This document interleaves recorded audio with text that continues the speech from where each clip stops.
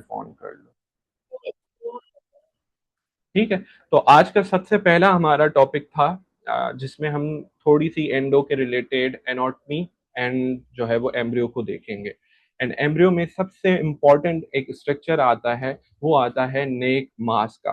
अगर हम बोलें कि एंब्रियो से रिलेटेड कौन सा एक बीसीक्यू बहुत ज्यादा टेस्ट किया जाता है, वो नेक मास का बीसीक्यू है। कैसे? हमारे पास अक्सर एक सवाल आता है कि एक, for suppose an 18-year-old male presented, or 18, 12, 15-year-old male या female presented in the OPD with the complaint of anterior neck mass swelling। ठीक है, उसको स्वेलिंग थी और ही इज सेइंग दैट इसको ये बचपन से रह रही है। एंड और उसमें एक और हिंट मिल रही होती है कि रिसेंटली उसकी थोड़ी सी साइज बड़ी है या उसमें दर्द होने लगा है। और कभी कभी ये भी साथ बोल लेते हैं कि भाई क्या हो रहा है, उसमें से बाहर एक होल बन गया और पस निकल रहा है।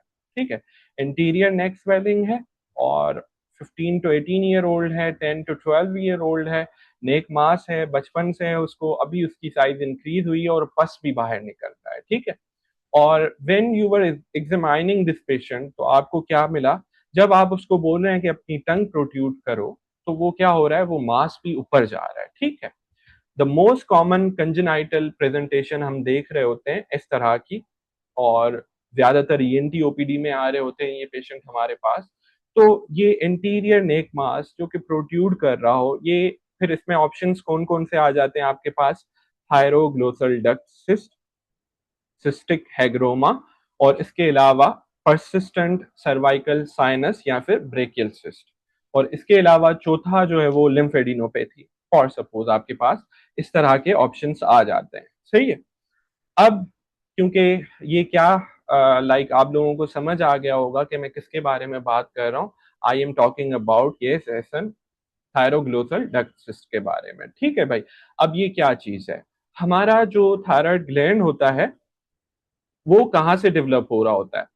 वो डेवलप हो रहा होता है फ्रॉम द प्रीमेटिव फेरिंग्स, यानी फेरिंग्स के या ओरल जो कैविटी है या फेरिंग्स की ओरो फेरिंग्स से बेसिकली डेवलप हो रहा होता है। इतना याद रख लें। Then it moves, it migrates towards the, जो हमारी थ्रोट है, जो इसकी ओरिजिनल पोजीशन है, उस तरफ ये माइग्रेट करता है। And during this migration it makes a connection with the base of the tongue, से लेके कहाँ पर कनेक्शन बना रहा होता है, जो मेच्योर थायराइड ग्लैंड है वहां तक ये कनेक्शन बना रहा होता है, उसको हम बोलते हैं थायरोग्लोसल डक्ट। ठीक है। नॉर्मली ड्यूरिंग द डेवलपमेंट ये डक्ट क्या हो जाती है, रीएब्सॉर्ब हो जाती है। लेकिन कुछ लोगों में क्या होता है, जैसे अब मैंने टिपिकल केस बताया, उनमें ये परसिस्ट करने लगती है और उसको हम बोलते हैं थायरोग्लोसल डक्ट सिस्ट। ठीक है। ये बात समझ आ गई आप लोगों को? अब थायरोग्लोसल डक्ट सिस्ट प्रेजेंट कैसे करती है, ये क्या चीज है? भाई देखो, ये वो चीज है, एक क्या था, एक मस्क्यूलर या एपिथेलियल कनेक्शन था जिसमें थोड़ा बहुत कनेक्टिव टिश्यू होगा बेस ऑफ द टंग से लेके ओरिजिनल थायराइड ग्लैंड तक। ये थायराइड ग्लैंड खुद नहीं है। ठीक है। और ये कनेक्शन नॉर्मली रीएब्सॉर्ब हो जाता था, लेकिन इस बार नहीं हुआ है। तो अब ये परसिस्ट करने लगा है, तो ये मास के फॉर्म में है और ज्यादातर एपिथेलियल टिश्यू होता है, तो इसमें क्या फ्लूइड सीक्रेट होने लगता है, इसमें इन्फेक्शन का खतरा हो जाता है। तो क्या होता है, एक लाइंड कैविटी है ना, उसमें फ्लूइड भरने लगेगा, तो वो क्या, स्वेलिंग विथ एज बढ़ती जाएगी।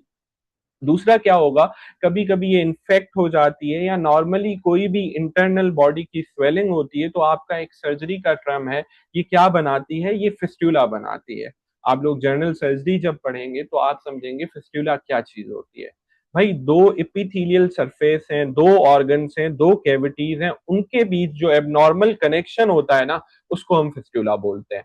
अब होता क्या है, ये जो नेक में सिस्ट बनी थी, इसने क्या किया, इसने ये किया कि बाहर जाके ओपनिंग कर ली, यानी स्किन पे आ गई, तो ये क्या बन गया था, फिस्टुला बन गया था in the thyroglossal duct cyst. और उसकी वजह से ये पस बाहर निकल रहा था। अगर इन्फेक्टेड होगा तो पस होगा, वरना नॉर्मली सिंपल सा फ्लूइड होगा।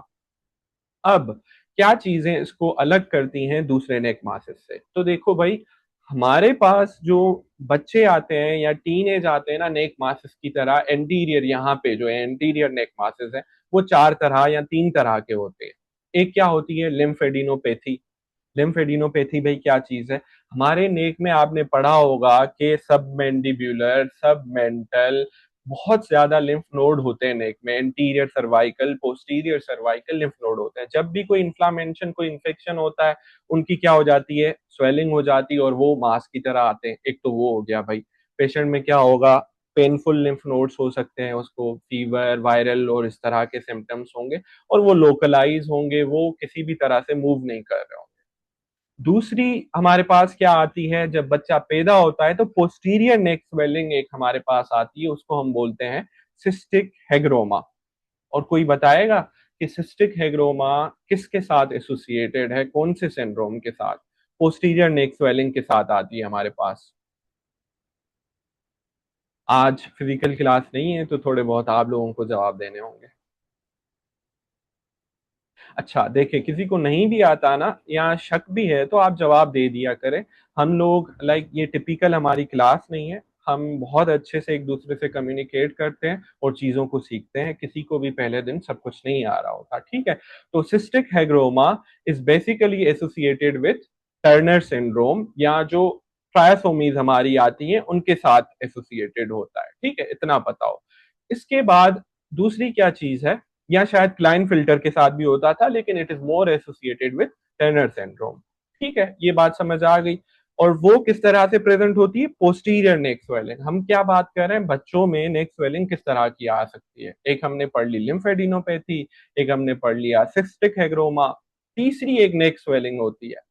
वो कौन सी होती है? वो होती है परसिस्टेंट सर्वाइकल साइनस, या जिसको हम दूसरे लफ्जों में बोलते हैं ब्रेकियल सिस्ट।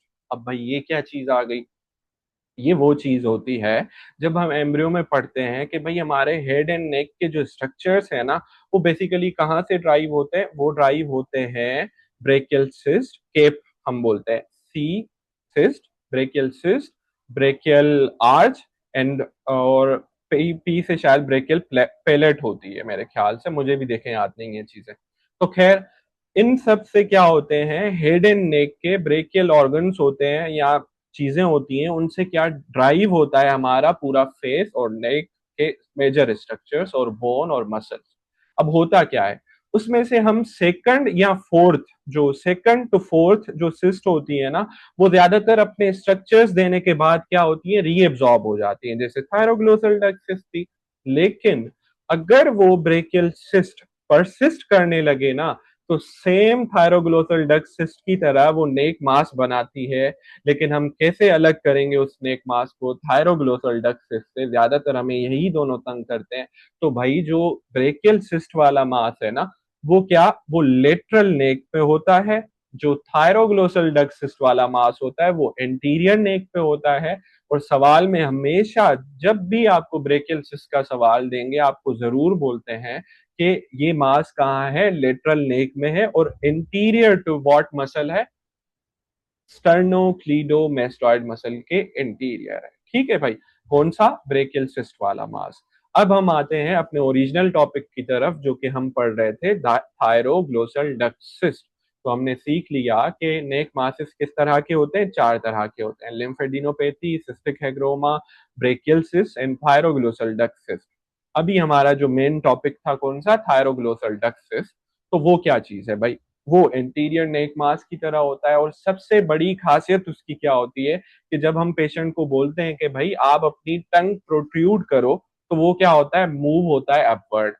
या जब हम पेशेंट को बोलते हैं कि भाई एक घूंट पानी का भर लो या थूक निकलो, तो वो क्या होता है, वो मूव कर रहा होता है उस जो भी हमारी टंग की मूवमेंट है, सॉलिंग रिफ्लेक्स है, उसके साथ ये मूव कर रहा होता है। तो ये बहुत मेजर डिफरेंस है।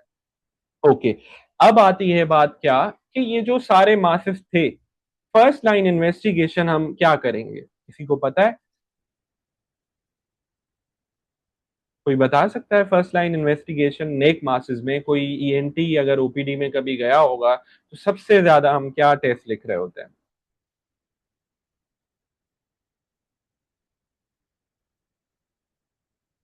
एक्सरे, सीटी? एहसान नहीं, एफएनएसी भी नहीं।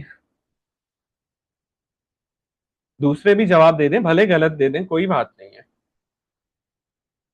पता तो चले कि जाग रहे हैं ना, नींद तो नहीं आ रही किसी को, नहीं एमआरआई भी नहीं।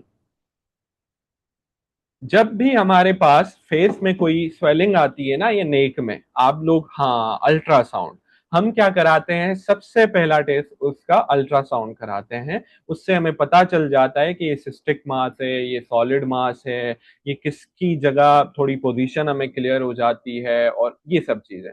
देन हम उसको देखते हुए फर्दर या सीटी की तरफ जाते हैं या एफएनएससी की तरफ जाते हैं। खैर, आहिस्ता आहिस्ता हम चीजें सीखेंगे।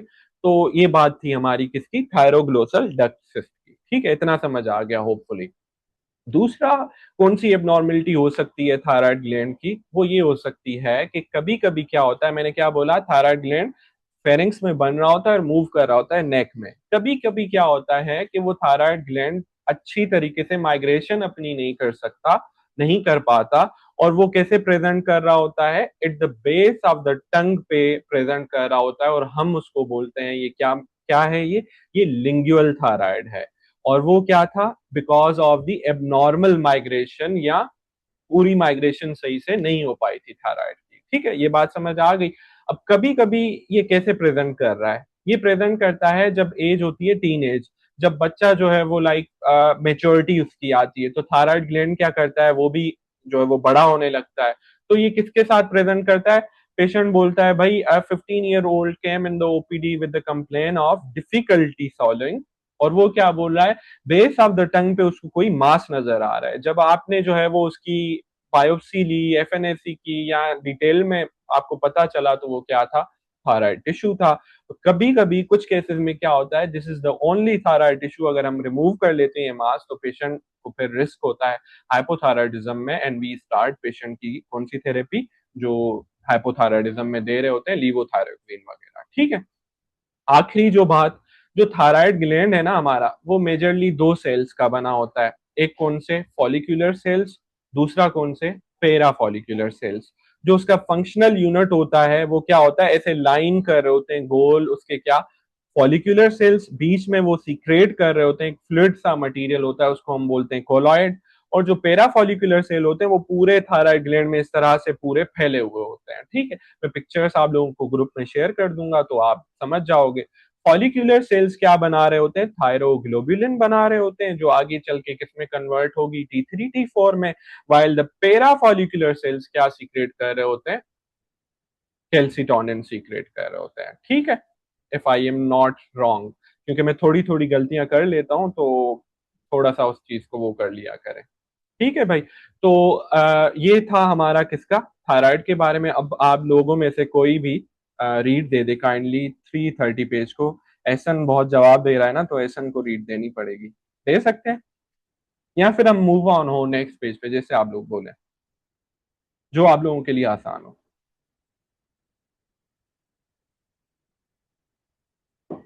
अच्छा, एहसान को मुझे अनम्यूट करना पड़ेगा शायद। एहसान, आप रीड दे रहे, मूव ऑन प्लीज।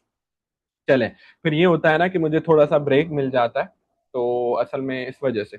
चले, ये कर लेते हैं हम, 330 पेज नंबर को आप सब लोग खुद ही रीड दे दें, ताकि हमें एटलीस्ट अंदाजा तो हो कि आपको सब समझ में आ गया। काइंडली दे दें सब। ठीक है, और जैसे ही दे दें, डन लिखते हैं, तो फिर हम मूव ऑन करते हैं।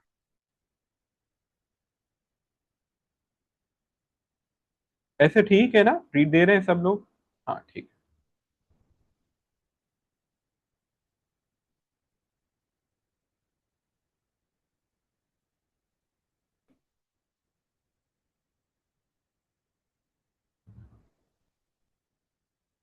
बस जल्दी जल्दी ग्लैंड के बारे में और उसकी उसकी जो है वो एम्ब्रियो के बारे में। अब हम मूव ऑन करते हैं, लेकिन before moving on, I want to discuss a more important topic here, which is DiGeorge syndrome.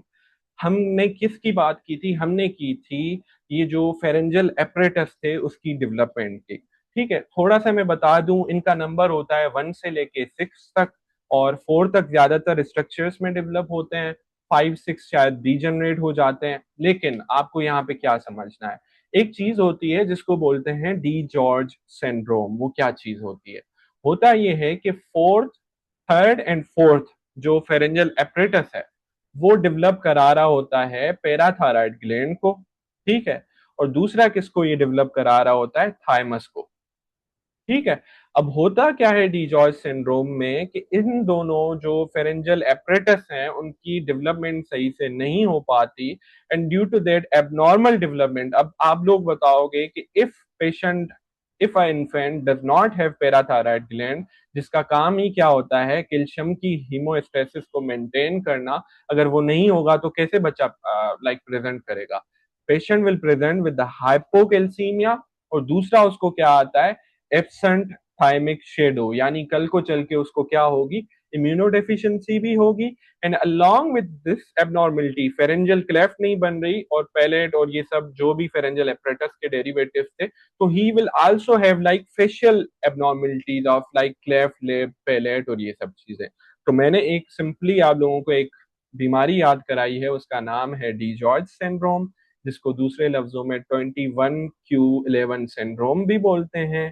ठीक है, उसमें क्या हो रहा होता है पेशेंट को, इतना याद रख लें कि absent parathyroid, absent thymus and facial abnormalities, सही है, इतना याद हो। इसके बाद हम मूव हो रहे हैं हमारे नेक्स्ट पेज नंबर पे, विच इज लाइक 2025 एडिशन में 331, जिसमें हम डिस्कस करेंगे पिट्यूटरी ग्लैंड को। ठीक है, ये थोड़ा सा इंपॉर्टेंट था, अब हम थोड़ा जल्दी जल्दी चलेंगे क्योंकि आप लोगों को ज्यादातर मैंने नॉलेज दे दी थी पिट्यूटरी के बारे में। देखें, पिट्यूटरी ग्लैंड क्या होता है, हमारा master gland of the body consider किया जाता था, और इसको कौन स्टिमुलेट कर रहा होता है, इसको स्टिमुलेट कर रहा होता है हमारा हाइपोथैलेमस। हाइपोथैलेमस किसको स्टिमुलेट कर रहा होता है, पिट्यूटरी को, और पिट्यूटरी जो है वो एक पी साइज ग्लैंड होता है, कहाँ पे लाई कर रहा होता है, सेला टर्शिका में। सेला टर्शिका क्या है, बेसिकली एक स्ट्रक्चर है किसका, स्फिनॉइड बोन का, जो कि हमारी क्रेनियल कैविटी में इस तरह से होता है, और ऐसे पिट्यूटरी पड़ा होता है, छोटा होता है, इतना बड़ा नहीं होता। ठीक है, और आगे उसके एक बहुत ही इंपॉर्टेंट स्ट्रक्चर होता है जिसको हम बोलते हैं ऑप्टिक क्यादमा रन कर रहा होता है, तो जब भी इसमें कोई एबनॉर्मेलिटी होगी, ये ट्यूमर व्यूमर होगा, तो इसको कंप्रेस करते हैं, ये बात आप लोगों को वैसे ही पता हो। और दिस लीड टू व्हाट, बायटेम्पोरल हेमिनोपिया। तो पिट्यूटरी हमारा बेसिकली कहाँ से डेवलप हुआ था, हमने उस दिन भी डिस्कस किया था, डेवलप हुआ था ओरल एक्टोडर्म से और न्यूरल एक्टोडर्म से, सही है। कहां से, एक तो ओरल एक्टोडर्म से और दूसरा न्यूरल एक्टोडर्म से। तो जो इंटीरियर पिट्यूटरी है वो डेवलप होता है ओरल एक्टोडर्म से, और पोस्टीरियर पिट्यूटरी डेवलप होता है कहां से, न्यूरोनल ओरिजिन होता है उसका, इतना याद कर। और इंटीरियर पिट्यूटरी कैसे डेवलप होता था, जैसे हमने हमारा थायराइड पढ़ा भाई, होता क्या है, ओरल एक्टोडर्म मूव ऑन करती है हमारे ब्रेन के तरफ, और वहां से न्यूरॉन्स मूव ऑन करते हैं कहाँ, किस तरफ कर रहे होंगे, बेसिकली सेला टर्शिका की तरफ, और ultimately they fuse and form anterior pituitary and posterior pituitary, और उनको जो कनेक्ट कर रहा होता है वो क्या होता है, हमारा मीडियन लोब होता है पिट्यूटरी का, इतना पता हो। अब ये जो मूवमेंट हो रही थी ऊपर, किसकी, पिट्यूटरी की, अगर इस मूवमेंट के दौरान इसका रेमिनेंट रह जाता है ना, जिसको हम बोलते हैं रेथकेज पाउच, जैसे थायराइड के बारे में पढ़ रहे थे, यहां भी अगर एक रेमिनेंट रह जाए, तो this causes the most common suprasellar tumour in children, which is known as, किसी को नाम पता है, एनीवन? ब्रेथ के पाउच के रेमिनेंट को, जो कि मोस्ट कॉमन सुप्रासेलर ट्यूमर होता है बच्चों के अंदर, उसको क्या बोलेंगे, उसको बोलते हैं शाबाश क्रेनियोफेरेंजोमा, सही है। तो क्रेनियोफेरेंजोमा क्या था, ड्यूरिंग दी एबनॉर्मल जो उसकी डेवलपमेंट थी या रीअब्जॉर्प्शन नहीं हो पाई रेथ के पाउच की, तो उसने क्या बनाया, क्रेनियोफेरेंजोमा। और this can compress the normal pituitary tumour, तो बच्चा जो है वो हमने याद है पढ़ा था कि हाइपोपिट्यूटिज्म का एक कॉज भी ये था, अगर किसी ने पिट्यूटरी वाला लेक्चर लिया हो तो। ठीक है, इतना हो गया। क्रेनियोफेरेंजोमा के अंदर एक और बात आप याद रख लें कि इसकी हिस्टोलॉजी में हमें क्या मिल रहे होते हैं, कोलेस्ट्रॉल क्रिस्टल्स मिल रहे होते हैं, जब इसको हम बायोप्सी करते हैं तो कोलेस्ट्रॉल क्रिस्टल्स, और कुछ डॉक्टर्स इसको बुलाते हैं, दिस इज अ ट्यूमर विच, हमें जो नजर आता है मशीन ऑयल लाइक नजर आ रहा होता है हमें हिस्टोलॉजी, इतना पता हो। और इंटीरियर पिट्यूटरी जो कि रेथ के पाउच का रेमिनेंट या उससे ड्राइव हुआ था, उसको हम क्या बोलते हैं, एडिनो हाइपोफाइसिस बोलते हैं। और पोस्टीरियर पिट्यूटरी जो कि न्यूरॉन्स से डेवलप हुआ था, बेसिकली न्यूरोनल ओरिजिन थी, उसको हम क्या बोलते हैं, कोई बताएगा, न्यूरो हाइपोफाइसिस बोलते हैं। ठीक है, तो एंटीरियर पिट्यूटरी, जिसका दूसरा नाम क्या था, एडिनो हाइपोफाइसिस भी था, मेजर हमारे बॉडी के जो ग्लैंड्स होते हैं उनको कंट्रोलिंग हार्मोन सीक्रेट कर रहा होता है, जिसमें क्या हो गया, एसीटीएच हो गया, एफएसएच हो गया, एलएच हो गया, और इसके अलावा क्या हो गया, टीएसएच हो गया, ये कर रहा होता है। ये क्या हो गए सारे कंट्रोलिंग। ठीक है, एमएसएच हो गया जो कि इसका मीडियन लोब दे रहा होता है। कंट्रोलिंग मतलब टीएसएच किसको कंट्रोल करता है, थायराइड को। एसीटीएच किसको कंट्रोल करता है, एड्रिनल कॉर्टेक्स को। एफएसएच एलएच किसको कर रहे होते हैं, गोनेट्स को कर रहे होते हैं, ओवेरीज एंड टेस्टिस को। ठीक है, ये सारे क्या थे, ये बेसिकली दूसरे हार्मोन्स की सीक्रेशन, स्टिमुलेटिंग हार्मोन्स थे। While two other major secretions जो कि डायरेक्टली एक कर रही होती हैं, वो कौन सी हैं, वो दो हैं। एक ग्रोथ हार्मोन है और दूसरा क्या है, प्रोलेक्टिनोमा है, जो कि ये सीक्रेट कर रहा होता है। वंस अगेन, प्रोलेक्टिनोमा क्या कर रहा होता है, let down of the milk कर रहा होता है, और दूसरा ये क्या कर रहा होता है, ब्रेस्ट की जो लेक्टेशन फेज वाली डेवलपमेंट है, थोड़ा बहुत उसमें किरदार होता है, ज्यादातर इसका जो है वो, लेट डाउन नहीं, सॉरी, वो ऑक्सीटोसिन का काम है।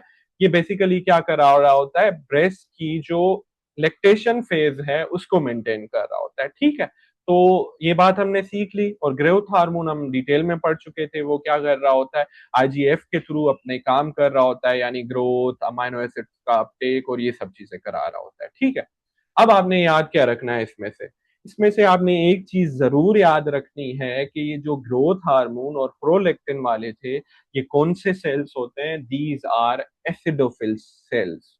ये BCQ, I don't know, examiners का बहुत फेवरेट होता है। ठीक है, दीज आर एसिडोफिल्स, वाइल दूसरे वाले जो थे सबको भूल जाएं, सिर्फ इतना याद रख लें कि दूसरे वाले क्या थे, बेजोफिल्स थे। ये दोनों क्या थे, दोनों एसिडोफिल्स थे। कौन कौन से, ग्रोथ हार्मोन एंड प्रोलेक्टिन वाला। अब हम आते हैं पोस्टीरियर पिट्यूटरी क्या करता है भाई।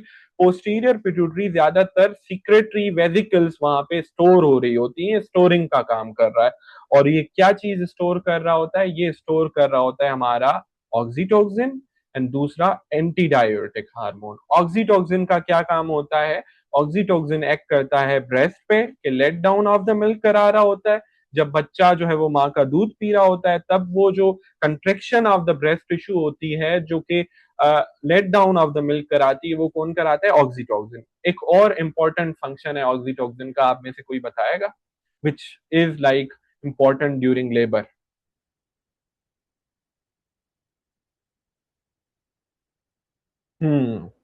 एहसन, शाबाश। एहसन बहुत जवाब दे रहा होता है। ठीक है, यूट्राइन कंट्रैक्शन करा रहा होता है। ठीक है भाई, तो ये जो हमारे पास इसका ऑक्सीटोसिन का दूसरा इंपॉर्टेंट फंक्शन था ड्यूरिंग द लेबर, ये यूट्राइन कंट्रैक्शन करा रहा होता है।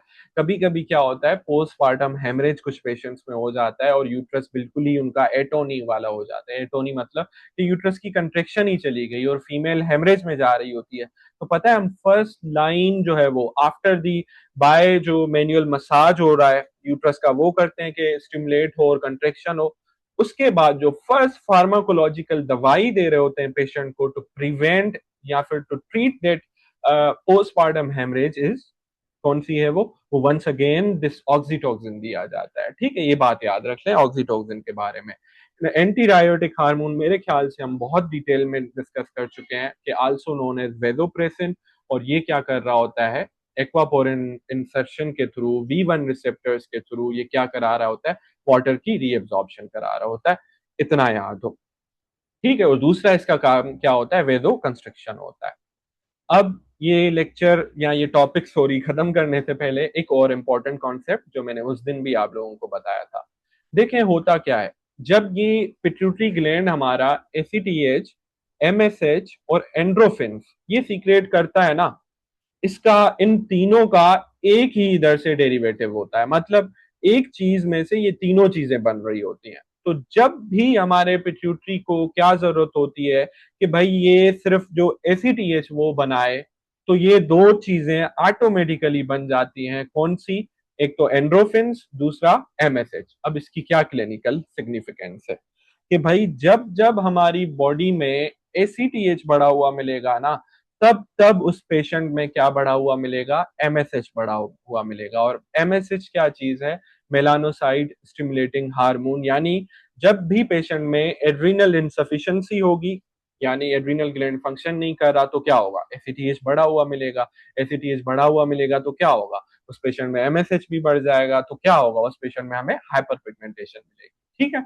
दूसरा क्या, जब भी हमारे पेशेंट के अंदर हाइपर कोर्टिसोलिज्म होगी, यानी एड्रिनल ग्लैंड की वो हाइपर फंक्शनिंग हो रही होगी, तो हमें कैसे पता चलेगा भाई कि ये एड्रिनल कोई एडिनोमा है या कोई पिट्यूटरी ट्यूमर है?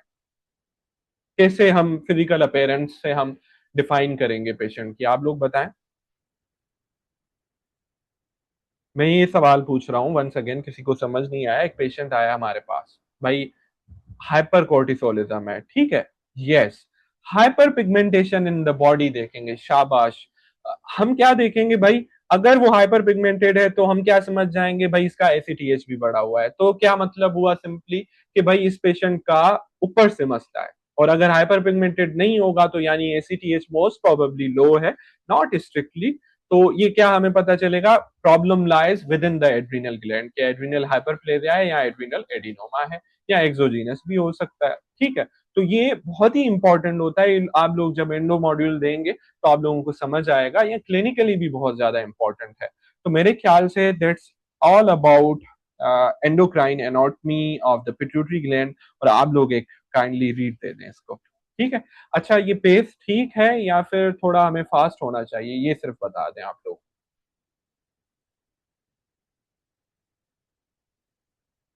एहसन बोर हो रहा होगा क्योंकि वो जवाब दे रहा है ना बहुत ज्यादा।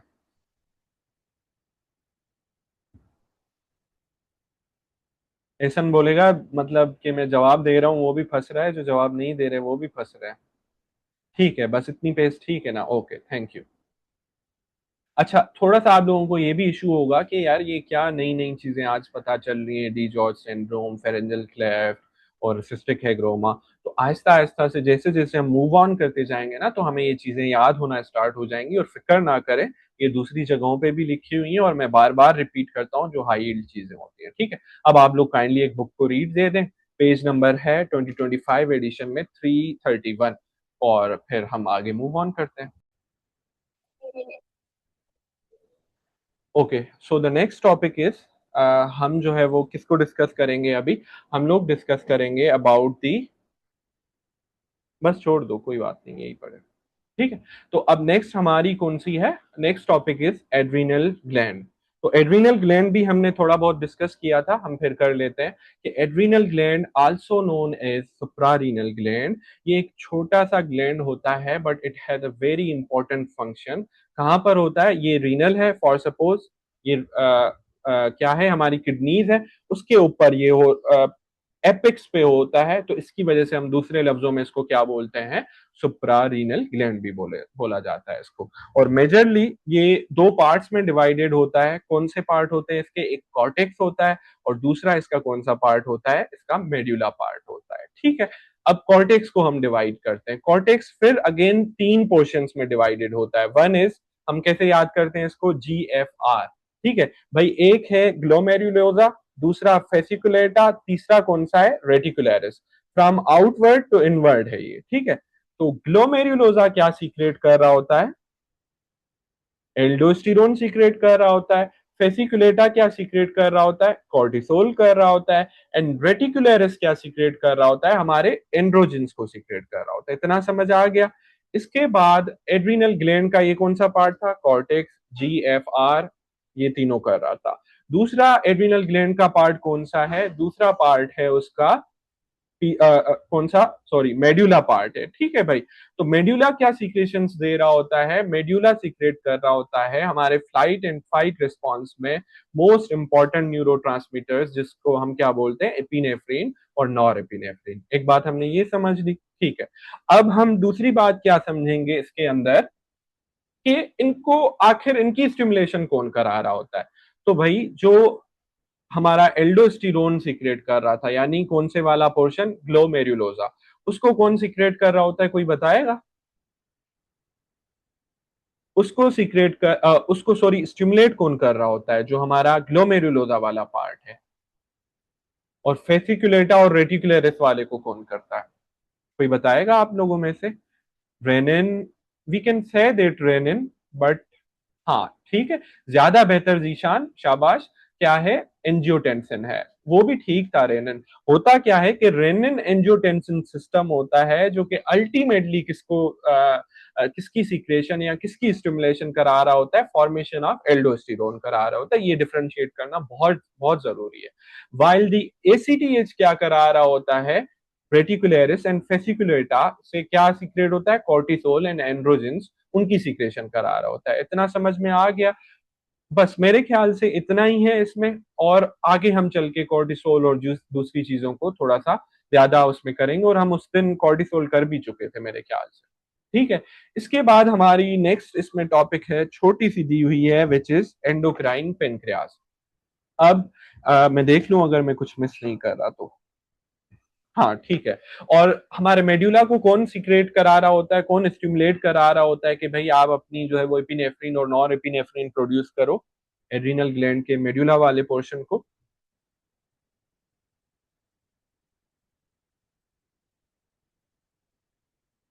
जवाब देना पड़ेगा भाई किसी ना किसी को। शाबाश। सिंपथेटिक नर्वस सिस्टम उसको स्टिमुलेट करता है कि भाई आप क्या करो, एपिनेफ्रिन एंड नॉर एपिनेफ्रिन जो है वो प्रोड्यूस करो या सीक्रेट करो। ठीक है। और कब होती है वो, फ्लाइट एंड फाइट रेस्पॉन्स में होती है। और वही जो है वो हमारी मेंटेन कर रही होती है ब्लड प्रेशर, ब्लड शुगर और सारे ब्लड की जो भी डिस्ट्रीब्यूशन है उसको भी मैनेज कर रही होती है during flight and fight response. And that's all about adrenal anatomy. अब हम आते हैं पेनक्रियास की एनाटॉमी की तरफ। And what are basically pancreas. Pancreas हमारा एक इंपॉर्टेंट ऑर्गन है of GIT and endocrine system. ये क्यों बोल रहा हूं मैं, because pancreas produce two types of secretion, one is exocrine and one is endocrine secretion. अब उससे क्या होता है, what are its exocrine secretions, amylase, lipase वगैरह हो गया, जिससे क्या होती है लिपिड एंड कार्बोहाइड्रेट्स की जो है वो क्या होती है, ब्रेक डाउन एंड एब्जॉर्प्शन में हेल्प आउट होते हैं, वो डाइजेशन में हेल्प आउट होता है। और वो किसके थ्रू सिक्रेशन जाती है, कोई बताएगा? कॉमन बाइल डक्ट के थ्रू स्मॉल इंटेस्टाइन के ड्यूडेनम में जा रही होती है फिलहाल, second part of duodenum more specifically. इतना याद हो गया।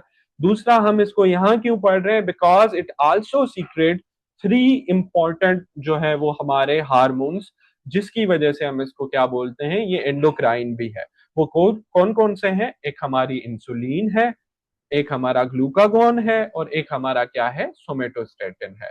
तो इंसुलिन हमारी किसको मेंटेन कर रही होती है, ब्लड शुगर को। ग्लूकागॉन भी once again blood sugar. And somatostatin क्या है, एक इनहिबिटिंग हार्मोन है जो कि इन दोनों की, और ग्रोथ हार्मोन वगैरह, और जीआई में भी ये थोड़ी बहुत इनहिबिशन करा रहा होता है। इतना समझ आ गया?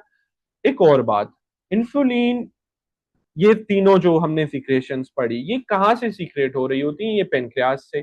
पेनक्रियास क्या है, एक एब्डोमिनल स्ट्रक्चर है। उसका हेड ऐसे देखें, ये ड्यूडेनम होता है, उसका हेड ऐसे उस ड्यूडेनम में होता है, और टेल किस तरफ जा रहा होता है उसका, टेल जा रहा होता है कोलॉन, या फिर यहाँ पे क्या होती है, स्प्लीन होती है, उस तरफ जा रहा होता है। ठीक है, मैं पिक्चर्स शेयर कर लूंगा। तो बहरहाल, अब इसके अंदर अगर हम हिस्टोलॉजिकली देखें तो तीन तरह के सेल्स होते हैं। एक कौन से होते हैं, अल्फा सेल्स, दूसरे बीटा सेल्स, तीसरे गामा सेल्स। अल्फा सेल्स क्या कर रहे होते हैं, ये पेरिफेरली प्लेस्ड होते हैं और ये करते हैं ग्लूकागॉन को। बीटा सेल क्या कर रहे होते हैं, ये इंसुलिन सीक्रेट कर रहे हैं और ये सेंट्रली होते हैं। मैं कैसे याद करता हूँ भाई, पेनक्रियास को एक ही तरह से याद रखा जाता है, इंसुलिन से। तो वो कहाँ पे होंगे भाई, बीच में ही होंगे, और उनका नाम क्या होता था, बीटा इनलेट सेल्स। ठीक है। टाइप 1 डायबिटीज में क्या होता था, उनकी पूरी ऑटो इम्यून डिस्ट्रक्शन हो जाती थी। तभी क्या होती थी, इंसुलिन की प्रोडक्शन बंद हो जाती थी, और पेशेंट में सब जो भी मसले आते थे। तो alpha for glucagon, beta for insulin, and gamma for somatostatin. That's it. और आप लोग अब थोड़ी सी इसको रीड दे दें। ठीक है।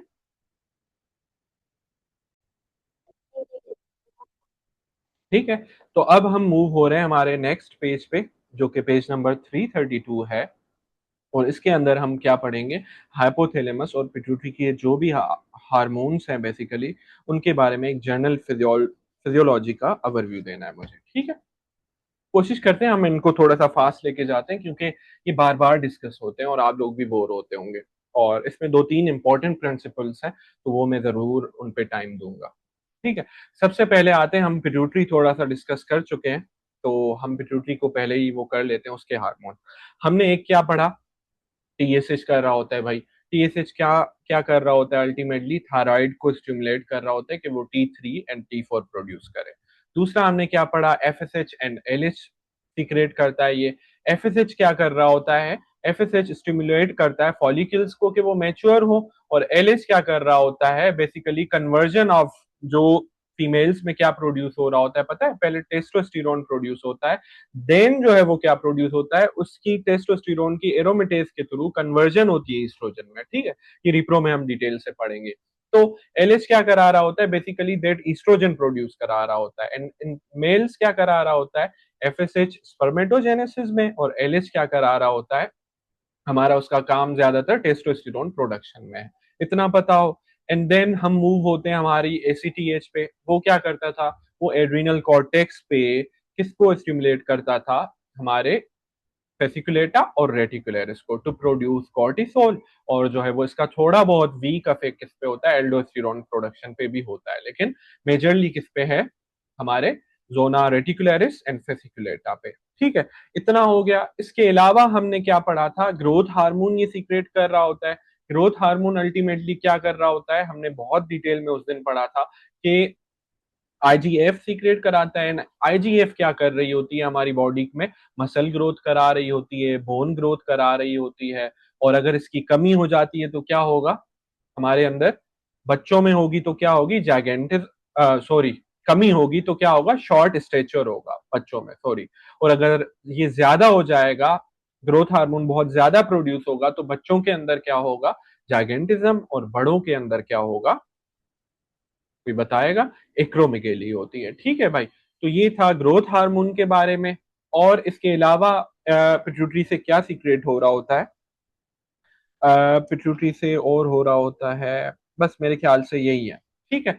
प्रोलेक्टिन एक चीज, अब उसको मैं थोड़ा सा टाइम देना चाहूंगा, क्यों, क्योंकि प्रोलेक्टिन थोड़ा सा न्यू है और हम आगे भी कम ही डिस्कस करते हैं प्रोलेक्टिन के बारे में।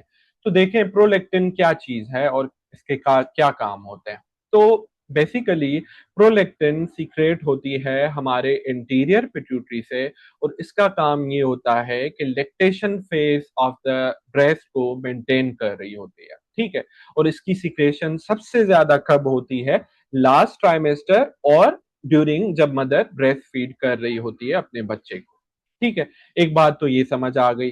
दूसरा, ये कहां से सीक्रेट होती थी, एसिडोफिल्स ऑफ द पिट्यूटरी से होती थी। इसका फंक्शन इतना ज्यादा इंपॉर्टेंट नहीं है, जिसका इसका क्लिनिकल कोरिलेशन ज्यादा इंपॉर्टेंट है। हाउ, अब हम समझते हैं कैसे। देखें होता क्या है, प्रोलेक्टिन को स्टिमुलेट जो है वो कौन कर रहा होता है, थायरोट्रोपिन रिलीजिंग हार्मोन, और इनहिबिट इसको कौन कर रहा होता है, इनहिबिट कौन करता है, किसी को पता है, इसको इनहिबिट कर रहा होता है डोपामीन। हमने क्या सीखा, हमने दो चीजें सीखी भाई, स्टिमुलेट कौन करेगा, थायरोट्रोपिन रिलीजिंग हार्मोन, जो कि और किसकी सिक्रेशन कराता था, टीएसएच की भी। और इनहिबिट इसको कौन करता है, इनहिबिट, जिशान शाबाश, डोपामीन करा रहा होता है इनहिबिट, ठीक है। इतना समझ में आ गया यहाँ पे। अब ये हम सब क्यों पढ़ रहे हैं भाई, ये इसलिए पढ़ रहे हैं कि कुछ हमारी दवाइयां ऐसी हैं जो कि डोपामीन को क्या करती हैं, एंटागोनिस्ट करती हैं, यानी डोपामीन के इफेक्ट्स को रोक रही होती हैं। कौन सी दवाइयां हैं, कोई बताएगा, कॉमनली हम कौन सी होती हैं वो, एक बहुत ही ईआर में कॉमन यूज होती है मेटाक्लोन के नाम से, मेटक्लोरप्रोमाइड, विच इज डोपामीन एंटागोनिस्ट। अब डोपामीन एंटागोनिस्ट है वो। इसके अलावा दूसरी कौन सी है, कॉमनली जो लॉन्ग टर्म यूज होती है वो हमारी एंटी साइकोटिक्स है सारी, आप लोगों ने साइकेट्री में जरूर पढ़ी होंगी। एंटी साइकोटिक्स भी क्या कर रही होती हैं, डोपामीन के इफेक्ट्स को एंटागोनाइज कर रही होती हैं, ठीक है। इसके अलावा और क्या हो सकता है इसमें, और किसी को कोई ड्रग याद है, चले दो काफी है मेरे ख्याल से, ठीक है। तो अल्टीमेटली जब ये डोपामीन को एंटागोनाइज करेंगी तो मुझे बताएंगे प्रोलेक्टिन बढ़ेगा या कम होगा, आप लोग। डोपामीन को एंटागोनाइज कर रहा है तो प्रोलेक्टिन को क्या करेगा, शाबाश जीशान, इंक्रीज करेगा। हाउ, क्योंकि नॉर्मली क्या होता था, डोपामीन हमारी इनहिबिट कर रही होती थी किसकी सिक्रेशन को, प्रोलेक्टिन को। तो यस, पेशेंट जो है वो किस तरह से प्रेजेंट करेगा हमारे पास, पेशेंट ऑफ एंटीसाइकोटिक क्रोनिक मेटक्लोरोप्रोमाइड की थेरेपी पे, पता है एक और यूज होता है मेटक्लोरोप्रोमाइड का, जो कि लॉन्ग टर्म दे रहे होते हैं, नौजिया के लिए इतना नहीं देते, एक और यूज है मेटक्लोरोप्रोमाइड का, किसी को याद आ रहा है? डायबिटिक्स में यूज होता है। चलो, टीचर्स बहुत हमें बता रहे होते हैं बार बार, metoclopramide metoclopramide. This is also used in the diabetic gastroparesis, यानी ये क्या कराता है, गेस्ट्रिक की मोटिलिटी को बढ़ाता है। फिलहाल इतना पता हो, हम इसलिए मैंने बताया कि लॉन्ग टर्म यूज ज्यादातर उसमें भी होता है, किसका, मेटक्लोरोप्रोमाइड का। तो बहरहाल ultimately this lead to increase prolactin. अब वो मेल होगा तो क्या होगा, फीमेल होगा तो क्या होगा, पेशेंट फीमेल पेशेंट होंगी तो उनको क्या होगा, ड्यू टू इंक्रीज प्रोलेक्टिन उस पेशेंट को गैलेक्टोरिया होगी, यानी एबनॉर्मल मिल्क सीक्रेशन या मिल्क की डिस्चार्ज आ रहा होगा ब्रेस्ट से। दूसरा क्या होता है पता है, प्रोलेक्टिन क्या कर रहा होता है, नेचुरली इनहिबिट कर रहा होता है to the secretion of FSH and LH. अब सोचो किसी में प्रोलेक्टिन बढ़ गया तो क्या होगा, एफएसएच एलएच की सीक्रेशन बहुत कम हो जाएगी। अब उससे क्या होगा, एफएसएच एलएच अगर किसी फीमेल में कम होगी तो एमेनोरिया होगी उस फीमेल पेशेंट के अंदर, नो नॉट विरलाइजेशन, एमेनोरिया होगी, anovulation we can say that, correct, शाबाश। और दूसरा क्या होगा, उसके अंदर डिक्रीज लिबिडो होगा, और ये सारे सिम्टम्स होंगे कि जो ईस्ट्रोजन और इसके कम होने की वजह से होते हैं। And if this is a male patient जिसमें प्रोलेक्टिन बढ़ा हुआ है तो उसमें क्या होगा, उसके अंदर क्या होगा, गायनिकोमेस्टिया, शाबाश, गायनिकोमेस्टिया इन मेल्स होगा। इसके अलावा मेल्स के अंदर डिक्रीज लबाइडो और टेस्टिकुलर एट्रोफी भी हो सकती है अगर वो एंटीसाइकोटिक्स पे होंगे, शाबाश। ठीक है, अब सब जवाब दे रहे हैं ना, शाबाश। ठीक है, तो क्या हो रहा होता है, एंटीसाइकोटिक ले रहा है पेशेंट, प्रोलेक्टिन बढ़ रहा है, प्रोलेक्टिन की वजह से एफएसएचएलएच कम हो रहा है, और उसकी वजह से ये सारे इश्यूज आ रहे थे।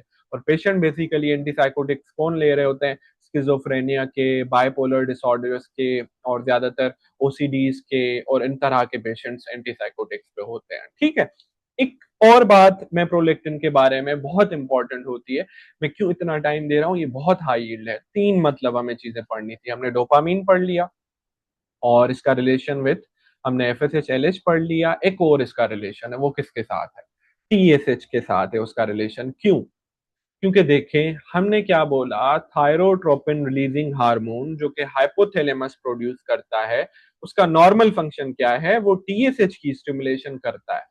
टीएसएच क्या करता है, थायराइड पे जाके उसकी सीक्रेशन कराता है। ठीक है, इतना समझ आ गया। अब एक पेशेंट है हाइपोथायराइडिज्म का, यानी T3 T4 का, मैं थायराइड ग्लैंड में मसला है, हाइपोथैलेमस क्या करेगा, टीआरएच सीक्रेट करेगा कि क्या हो, टीएसएच सीक्रेट हो, अल्टीमेटली क्या हो, T3 हो, T4 हो।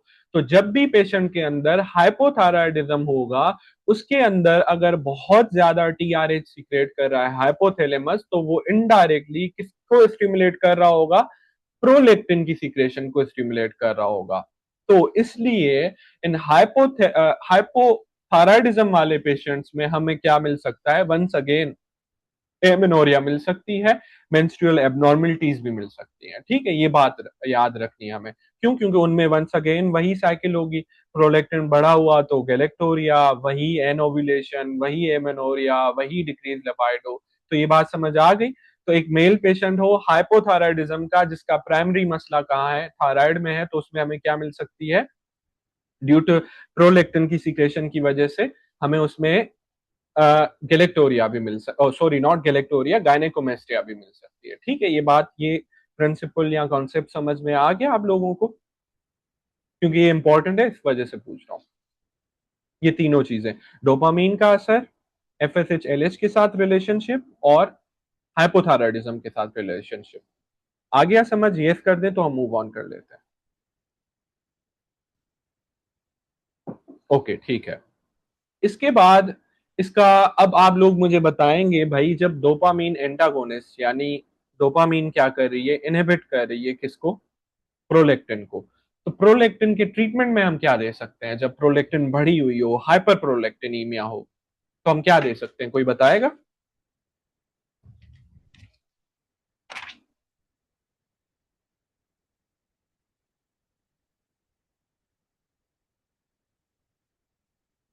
शाबाश, डोपामीन एगोनिस्ट देंगे, नॉट एंटागोनिस्ट। ठीक है, देखिए एंटागोनिस्ट तो क्या कौन था? ठीक है, नहीं, हाँ डोपामीन एगोनिस्ट देंगे। ठीक है, मिक्स जवाब आ रहे हैं तो मैं भी कंफ्यूज हो रहा हूँ। देखिए क्या था, प्रोलेक्टिन बढ़ा हुआ है, उसको इनहिबिट कौन करता है? डोपामीन करता है, तो हम डोपामीन जैसी चीजें देंगे ना। और प्रोलेक्टिन कॉमनली कौन से ट्यूमर में होता था? हमने पढ़ा था एक ट्यूमर प्रोलेक्टिनोमा, उसके अंदर भी बढ़ा हुआ होता है। तो हम क्या देंगे? डोपामीन एगोनिस्ट देंगे, जो हमें हमारे पास कौन सी है, केबरगोलिन के नाम से आती है। ठीक है, तो बहरहाल नाम आप लोग देख लीजिएगा। बहरहाल हम क्या दे रहे होते हैं इसमें ट्रीटमेंट? डोपामीन एगोनिस्ट दे रहे होते हैं इन द ट्रीटमेंट ऑफ किसके? प्रोलेक्टिनोमा के, या उन स्टेट्स में जिनमें प्रोलेक्टिन बढ़ा हुआ होता है। ठीक है, इसके अलावा हमने पिट्यूटरी में एंटीडायोटिक हार्मोन और मेरे ख्याल से ग्रोथ हार्मोन भी हम डिस्कस कर चुके हैं इन द पिट्यूटरी। एक और मेजर हार्मोन है जो कि कहाँ से सीक्रेट हो रहा होता है, आई एम नॉट श्योर, कि हाइपोथैलेमस से ही होता है मोस्ट प्रोबेबली, जिसका नाम है सोमेटोस्टेटिन। हमारी बॉडी में ना सारे कौन से हार्मोन है? स्टिमुलेटरी हार्मोन है। एक ही है जो हम नाम ज्यादातर मशहूर है, जो कि इनहिबिटरी है, और ज्यादातर ये इनहिबिट कर रहा होता है किसको? ग्रोथ हार्मोन को भी, टीएसएच को भी, और वैसे भी जीआईटी में भी सीक्रेशंस को इनहिबिट कर रहा होता है।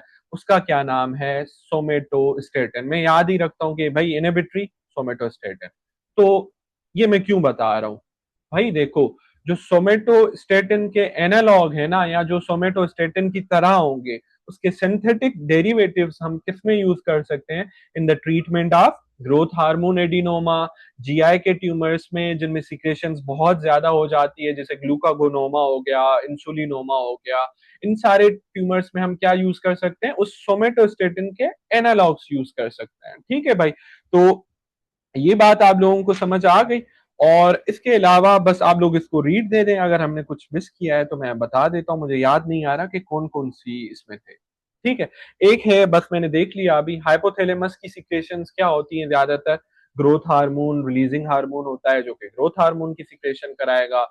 गोनेडोट्रोपिन रिलीजिंग हार्मोन होता है, हाइपोथैलेमस करता है, जो कि एफएसएच की कराएगा। टीआरएच हमने डिस्कस किया, जो कि टीएसएच की कराएगा। तो अल्टीमेटली हम हर हार्मोन में एक साइकिल पढ़ रहे हैं कि हाइपोथैलेमस, देन पिट्यूटरी, देन खुद ग्लैंड हो गया। और हाइपोथैलेमस दो इंपॉर्टेंट हार्मोन प्रोड्यूस कर रहा होता है, कौन से? ऑक्सीटोसिन एंड एडीएच, जो कि जाके स्टोर होते हैं कहाँ पे? हमारे पोस्टीरियर पिट्यूटरी में। That's all about this page. अब आप लोग भले इसको रीड दे दें, और अगर कुछ भी मैंने मिस किया है या आपको लग रहा है कि इंपॉर्टेंट है जो मिस हुआ है, तो आप लोग मुझे बता सकते हैं। ठीक है भाई, आप लोग रीड दीजिए पेज नंबर 332 को, और फिर मुझे बताएं कि रीड दे दिया तो हम नेक्स्ट पेज पे मूव होते हैं। ठीक है, तो द फर्स्ट थिंग, एहसान ने सवाल हमसे पूछा कि ये आईजीएफ क्या चीज़ है, इसके साथ क्या रिलेशनशिप है ग्रोथ हार्मोन का। तो देखें बेसिकली क्या है आईजीएफ, उसका एक ग्रोथ हार्मोन का एक बहुत अच्छा असिस्टेंट है, ऐसे बोल सकते हैं। या फिर उसका जो है वो प्राइमरीली जो काम कर रहा होता है ना, वो वही बनता है। कैसे? जो आईजीएफ है ना, बेसिकली ग्रोथ हार्मोन खुद कोई भी टास्क नहीं कर रहा होता। वो क्या कर रहा होता है? लिवर पे एक्ट कर रहा होता है, और लिवर एक पेप्टाइड हार्मोन प्रोड्यूस करता है जिसको हम बोलते हैं आईजीएफ 1। और वो आईजीएफ 1 आगे क्या कर रहा होता है? उसके सारे फंक्शंस कर रहा होता है, जो कि मेनली क्या है? एनाबॉलिक फंक्शंस है, जैसे अमाइनो एसिड्स और ये सब जो भी चीजें थी मसल बोन ग्रोथ में। ठीक है, अब हम इसको भाई कंफ्यूजन अक्सर कहाँ पे आता है? इसके नाम की वजह से। क्यों? क्योंकि इसका नाम है insulin like growth factor. Why it is called insulin like growth factor? Due to two reasons. One, this is like structurally similar with the insulin, and दूसरा इसका इस वजह से भी नाम है क्योंकि इसके काम भी तकरीबन इंसुलिन वाले हैं, जैसे एनाबॉलिक जो भी इसके काम थे, amino acid Uptake, synthesis of the जो भी प्रोटीन्स हैं, और ये सब चीजें। तो इसकी वजह से ये इसका जो नाम है, और ये सब कंफ्यूजन हो रही थी। ठीक है, ऐसा समझ में आ गई आपको बात? Okay, thank you. अब मैंने जो दो चीजें सिर्फ यहाँ से मिस कर ली थी, एक लिखा हुआ है ऑक्सीटोसिन का एक फंक्शन। ठीक है, जब भी मदर जब लेबर रूम में होती है, जैसे ही बच्चे की डिलीवरी होती है, ठीक है, आफ्टर द डिलीवरी हम क्या करते हैं? बच्चे को माँ का दूध पिलाते हैं। ठीक है, कि भाई सबसे पहले मदर फीड दे दे। क्यों दे रहे होते हैं? क्योंकि उससे क्या होता है, मदर के अंदर ऑक्सीटोसिन रिलीज हो रहा होता है। जब हम काउंसलिंग करते हैं तो हम क्या बोलते हैं भाई, जो है वो जरूरी पिलाना चाहिए, बिकॉज इससे अटैचमेंट भी होती है और ये सब भी होता है, मदर को अच्छा फील होता है। तो ऑक्सीटोसिन क्या कर रहा होता है, ये हमारे इमोशंस को भी साथ में रेगुलेट कर रहा होता है। इसकी वजह से ये लाइंस यहाँ पे लिखी हुई हैं, फियर और जो है वो इमोशन और इन सब चीजों को, सोशल बॉन्डिंग वगैरह, एंजाइटी, ठीक है। एक ये लाइन लिखी हुई थी।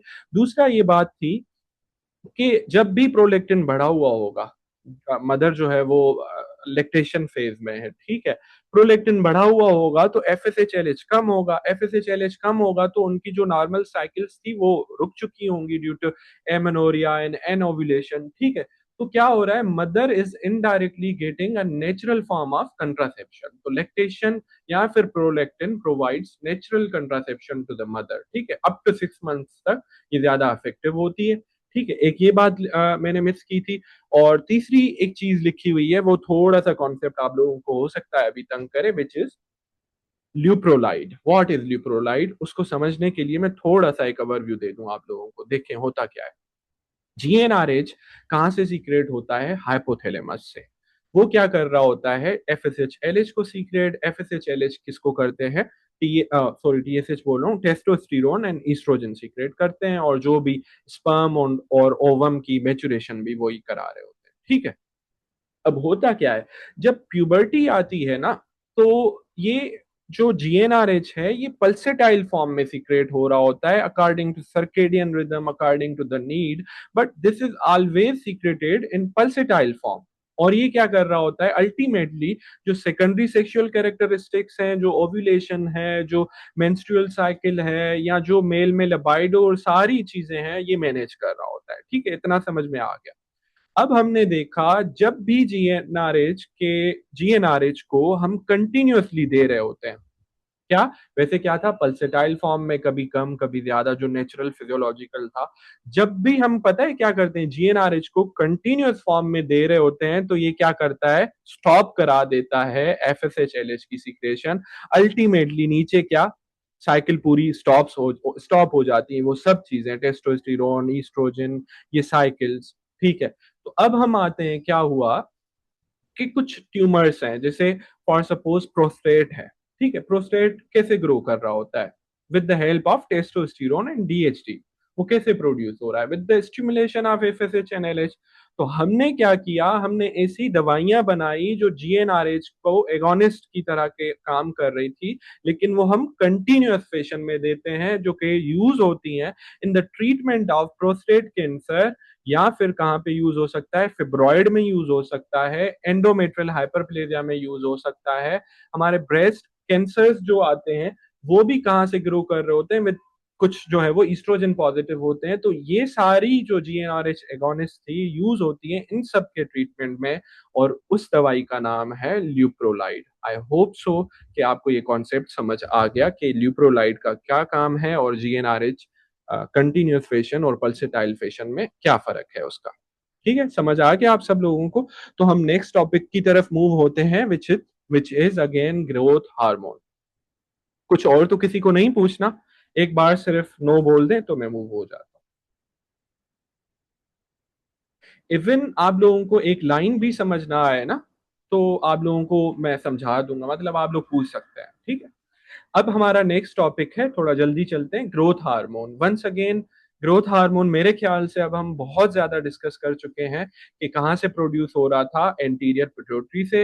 एंड एंटीरियर पिट्यूटरी क्या कर रहा था, ग्रोथ हार्मोन को सीक्रेट करता है, उसके एसिडोफिलिक सेल्स करते हैं, which acts on liver, which produces a peptide hormone known as insulin like growth factor 1। और वो क्या करा रहा होता है, मसल की ग्रोथ, बोन की ग्रोथ, और जो है वो ग्लूकोज लेवल्स इंक्रीज करा रहा होता है हमारी बॉडी में। और ग्रोथ हार्मोन जब कम हो जाता है तो बच्चों में, हमें जो छोटा बच्चा होगा, मतलब बड़ा हो रहा है, शॉर्ट स्टेचर मिलेगा हमें। और अगर ग्रोथ हार्मोन जो है वो ज्यादा हो जाएगा तो हमें एक बीमारी होती है, जिसको हम बच्चों में हो तो जाइगेंटिज्म, और बड़ों में हो तो हम एक्रोमेगेली बोलते हैं। ये मैं क्यों छोड़ रहा हूँ, because we have already discussed it in detail, जो कि ग्रोथ हार्मोन एडिनोमा था, ठीक है भाई। और इसके ट्रीटमेंट में, अगर जब भी ग्रोथ हार्मोन एडिनोमा हो या ग्रोथ हार्मोन बढ़ा हुआ हो, तो दो चीजें होती हैं। एडिनोमा होता है पिट्यूटरी का जो कि ग्रोथ हार्मोन प्रोड्यूस कर रहा है, तो फर्स्ट लाइन ट्रीटमेंट उसका क्या था? रिसेक्शन थी। सेकंड लाइन ट्रीटमेंट इज ऑक्टीरियोटाइड, जो कि क्या है बेसिकली ग्रोथ हार्मोन का एंटागोनिस्ट है, या फिर सोमेटोस्टेटिन जो हम पीछे कब से पढ़ रहे थे, सोमेटोस्टेटिन सोमेटोस्टेटिन उसका क्या है, ये सिंथेटिक फॉर्म है, क्या? ऑक्टीरियोटाइड। ठीक है, इतना मेरे ख्याल से काफी है। आप सब लोग राजी हैं भाई, आगे चलें, क्योंकि ये हमने बहुत डिस्कस कर चुके हैं। और दूसरी ये बात भी है कि जिन्होंने नहीं लिया ना फॉर सपोज वो वाला लेक्चर, तो वो रिकॉर्डिंग्स अवेलेबल हैं, वो ले लीजिएगा, ठीक है। 5 दिनों तक तो मैं आप लोगों की बातें मान रहा हूँ, जो भी आप लोग बोलेंगे रिकॉर्डिंग भी मिलेगी, टाइम भी मानूंगा, जब तक आदत लगे कुछ।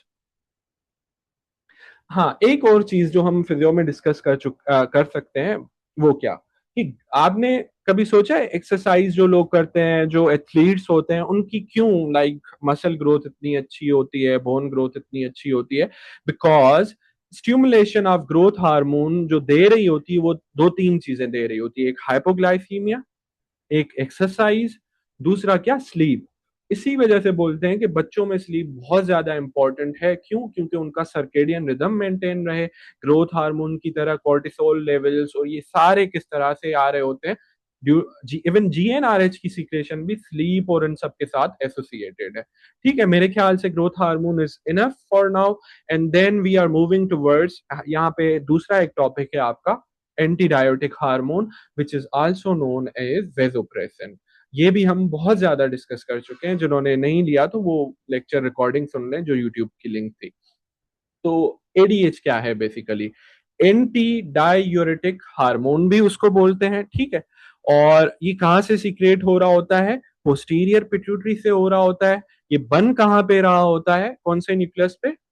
एंटीडायोटिक hormone supraoptic nucleus of the hypothalamus इसको बनाता है, पोस्टीरियर पिट्यूटरी में ये स्टोर होता है। और ये रिलीज कब होगा? जब जब हमारे प्लाज्मा की ऑस्मोलैरिटी कम होगी, ठीक है। ये क्या कर रहा होता है?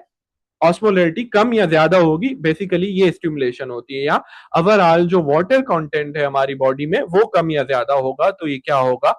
एंटीडायोटिक हार्मोन सिक्रेट होगा। अब ये काम क्या कराता है? इसके बेसिकली दो काम होते हैं, इसके दो तरह के रिसेप्टर्स पे ये एक्ट करता है। सॉरी, मैंने एक गलती कर दी थी। ये V1 रिसेप्टर्स पे जो एक्ट करता है वो वेजो कंस्ट्रिक्शन कराता है, यानी बीपी को ज्यादा करता है, ठीक है। मैंने पहले V2 शायद वो बोल दिया था। तो बहरहाल V1 रिसेप्टर्स को ये क्या करा रहा होता है, उस पे एक्ट करके इट कॉजेज वेजो कंस्ट्रिक्शन। इसकी वजह से इसको क्या बोल रहे होते हैं? वेजोप्रेसिन भी बोलते हैं। कभी सुना है वेजोप्रेसिन डेस्मोप्रेसिन का नाम आईसीयू में कहाँ पे देते हैं, कोई बताएगा मुझे? भाई ये पेशेंट तो वेजोप्रेसर्स पे है। आईसीयू पेशेंट्स में क्यों यूज होता है, ये कोई बताएगा?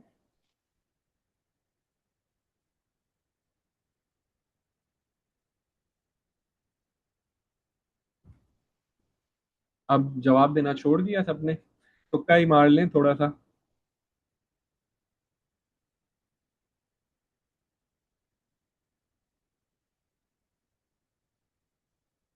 अच्छा चले भाई, वेजोप्रेसर ये किस में यूज होता है? इसका आईसीयू के अंदर यूज होता है इन मेंटेनिंग दी हाइपोटेंशन। जिस तरह से हम एपिनेफ्रीन और नॉर एपिनेफ्रीन सपोर्ट हम इसको बोलते हैं, वो दी जाती है ना, इसी तरह शॉक के पेशेंट में, जो सेप्टिक शॉक के पेशेंट हैं, उनमें हम क्या दे रहे होते हैं? ये वेजोप्रेसर दे रहे होते हैं। और ये क्या करा रहा होता है? इंसुलिन, सॉरी इंसुलिन बोल रहा हूँ, ब्लड प्रेशर को मेंटेन कर रहा होता है। while the V2 receptors of this ADH causes what? They act on the kidneys. और किडनी पे क्या कर रहे होते हैं? ये एक्वापोरिन चैनल की किडनी के कलेक्टिंग डक्ट पे इंसर्शन कराते हैं और वाटर की रीअब्जॉर्प्शन को बढ़ा रहे होते हैं।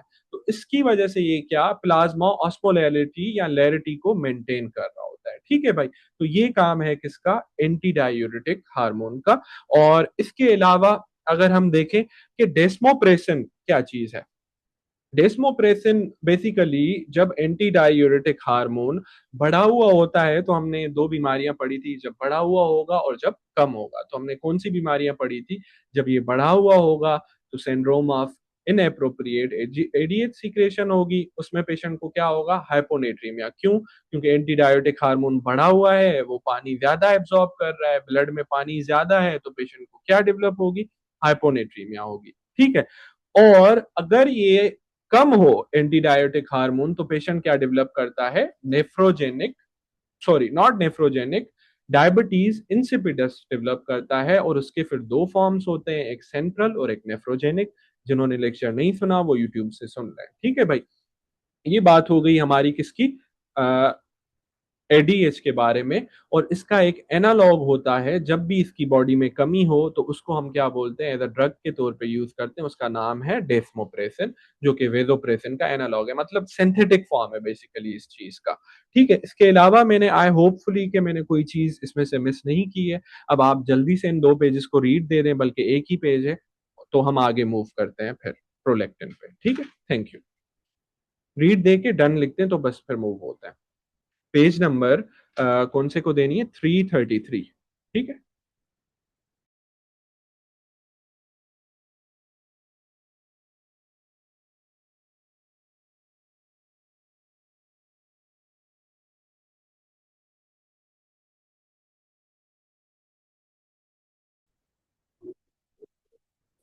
ठीक है। अब हमारा नेक्स्ट टॉपिक है वंस अगेन प्रोलेक्टिन। एंड अभी मैंने पेज को जब ब्रेक हुआ रीड दी, तो we have discuss almost everything जो कि प्रोलेक्टिन की यहाँ पे लिखी हुई है या प्रोलेक्टिन के बारे में इंपॉर्टेंट है। क्या थी, जल्दी में 1 मिनट में मैं बता रहा हूँ कि prolactin is basically secreted by anterior pituitary acidophil cells. And इसकी जो सिक्रेशन है उसको इनहिबिट कौन कर रहा होता है, डोपामीन कर रहा होता है। और एक्सेलरेट कौन कर रहा होता है, इनडायरेक्टली नॉट डायरेक्टली, कौन कर रहा होता है, टीआरएच कर रहा होता है। ठीक है, थायरोट्रोपिन रिलीजिंग हार्मोन। तो प्रोलेक्टिन कर क्या रहा होता है, प्रोलेक्टिन लैक्टेशन फेज को मेंटेन कर रहा होता है हमारी बॉडी में, ड्यूरिंग दी जो भी लैक्टेशन पीरियड है फीमेल्स का उसके अंदर। ठीक है, एक बात तो ये हो गई। अब हमने क्यों इसकी इंपॉर्टेंस पढ़ी, क्योंकि प्रोलेक्टिन क्या कर रहा होता है, एफएसएच एंड एलएच को कम कर रहा होता है। उसकी वजह से क्या होता है, testosterone in males and oestrogen in females कम हो जाता है। And ultimately this leads to जो भी हमने एब्नॉर्मलिटीज डिस्कस की थी वो। ठीक है। अब हमने क्लिनिकली क्या सिग्निफिकेंस थी प्रोलेक्टिन की, एक तो प्रोलेक्टिनोमा हो सकता है, तो उसमें इंक्रीज प्रोलेक्टिन वाले सिम्टम्स आएंगे।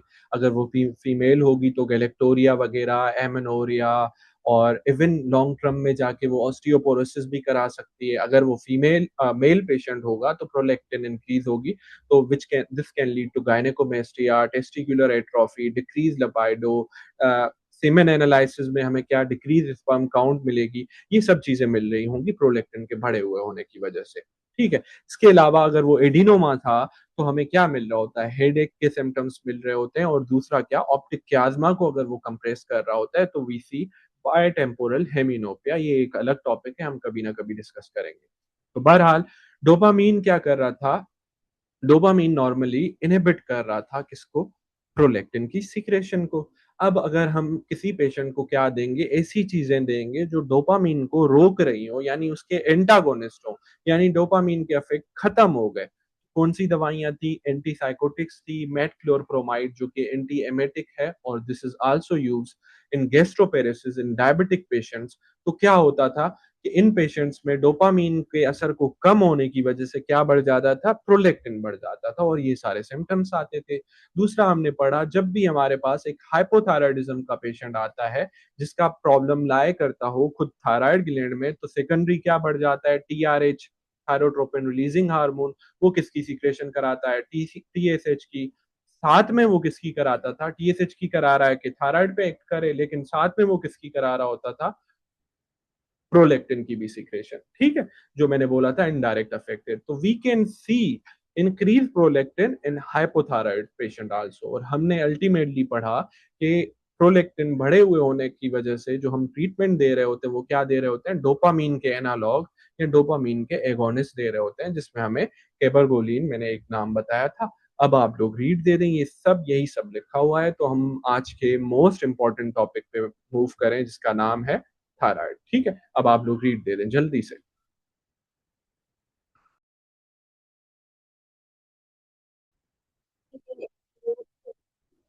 ठीक है। तो अब हमारा next most important gland of the body है जिसका नाम है थायराइड ग्लैंड।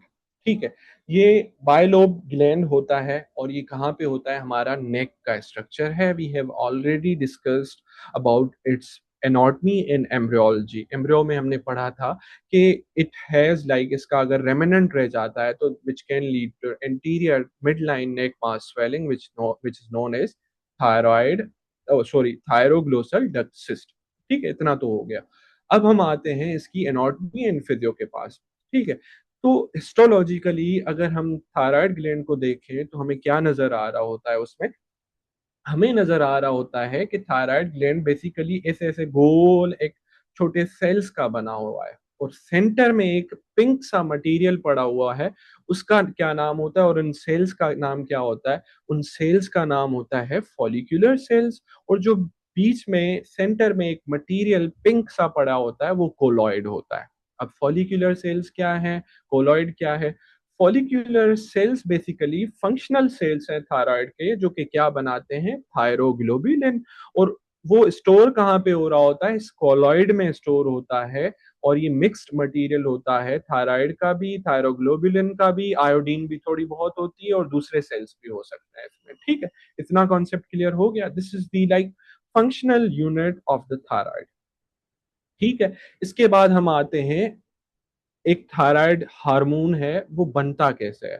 थायराइड हार्मोन को बनने के लिए तीन चीजों की जरूरत होती है। एक क्या, आयोडीन की जरूरत होती है। दूसरा क्या, थायरोग्लोबुलिन की जरूरत होती है। तीसरा क्या, इन आयोडीन को और थायरोग्लोबुलिन को मिलाने के लिए जो एंजाइम चाहिए होता है उसकी जरूरत होती है। और दिस अल्टीमेटली, ये जो इसका कॉम्बिनेशन होता है, ये क्या बना रहा होता है, हमारा थायराइड हार्मोन बना रहा होता है। जो कि क्या, दो टाइप के होते हैं। कौन से दो टाइप्स के होते हैं, T3 एंड T4। T3 को हम क्या बोलते हैं, ट्राई आयोडोथायरोनिन। और T4 को हम क्या बोलते हैं, ट्रेट्रा आयोडोथायरोनिन। इतना समझ आ गया। ठीक है, हम ऐसा ऐसा मूव कर रहे हैं इस टॉपिक पे। अब क्या हुआ भाई, हमने तो पढ़ लिया। अब आयोडीन कहाँ से आती है। आयोडीन हम लेते हैं जो हमारा डायट्री इनटेक है, which is the major या important component of the thyroid. And most common cause of worldwide hypothyroidism is क्या है, आयोडीन डेफिशिएंसी। ये बात आप लोगों को पता होनी चाहिए, स्पेशली कहाँ पे, अंडर डेवलप्ड कंट्रीज लाइक हमारा जो है, या डेवलपिंग कंट्रीज में भी iodine deficiency is the most common cause of hypothyroidism world wide. और डेवलप्ड वर्ल्ड में, यानी जो यूरोपियन कंट्रीज हैं, उनमें most common cause of hypothyroidism is Hashimoto thyroiditis. वो क्या है, वो ऑटो इम्यून सेल्स आके थायराइड ग्लैंड पे अटैक करते हैं और उसको डिस्ट्रॉय कर देते हैं। इतना समझ आ गया। हम बात कर रहे थे, हमने ली आयोडीन थ्रू डाइट। ठीक है, हमने वो खाई। अब होता क्या है ऑन द माइक्रो लेवल, होता ये है कि सबसे पहले थायराइड को टीएसएच जब स्टिमुलेट करता है फॉलिकुलर सेल्स को, वो अपना काम करना शुरू करते हैं। वो क्या करते हैं, आयोडीन का अपटेक कराते हैं। जैसे ही आयोडीन का अपटेक कराते हैं तो फिर क्या होता है, एक एंजाइम होता है उस आयोडीन की ऑक्सीडेशन कराता है। क्यों, क्योंकि हम जो आयोडीन लेते हैं वो आयोडाइड फॉर्म में लेते हैं, वो कन्वर्ट होती है इन व्हाट, आयोडीन में। ठीक है, हम आयोडाइड में लेते थे, उसकी ऑक्सीडेशन हुई, वो आयोडीन में हो गई। देन वही एंजाइम क्या करा रहा होता है, उस आयोडीन को किससे मिला रहा होता है, उसको मिला रहा होता है वो जो थायरोग्लोबुलिन थी उसके साथ कपलिंग करा रहा होता है। ठीक है, या फिर मेरे ख्याल से ऑर्गेनिफिकेशन करा रहा होता है। ठीक है, तो हमारा क्या होता है, एक बेसिक यूनिट जो जिसको हम बोलते हैं मोनो, थायराइड का जो मॉलिक्यूल एक मोनो मॉलिक्यूल होता है वो बन जाता है इतना ऑर्गेनिफिकेशन में। अब क्या होता है, अब यही एंजाइम क्या कराता है, इन मोनो मॉलिक्यूल्स को, एक को मिलाता है दो से, दो को मिलाता है दो से, तो अल्टीमेटली क्या बनता है, एक को मिलाएगा दो से तो क्या होगा, ट्राइआयोडोथायरोनिन बनेगी। और दो को दो से मिलाएगा तो क्या बनेगा, टेट्राआयोडोथायरोनिन, जो कि हमारा मेच्योर, जो जिसको हम एक्चुअली थायराइड हार्मोन बोल रहे होते हैं। और इस जो मिलाने के प्रोसेस है उसको क्या बोलते हैं, कपलिंग बोलते हैं। और ये जनाब जो एंजाइम हमने कब से बात की कि ये एंजाइम ये काम कर रहा है with in the thyroid gland, इस एंजाइम का नाम मुझे कोई बताएगा, इवन मैं भी कंफर्म कर रहा हूँ। क्योंकि उस दिन मैंने गलती की थी ना, इस वजह से। कोई बताएगा नाम इस एंजाइम का जो इंटरनली ये 3 स्टेप्स कर रहा था? Oxidation, organification and coupling. जवाब आना बंद हो गए अब।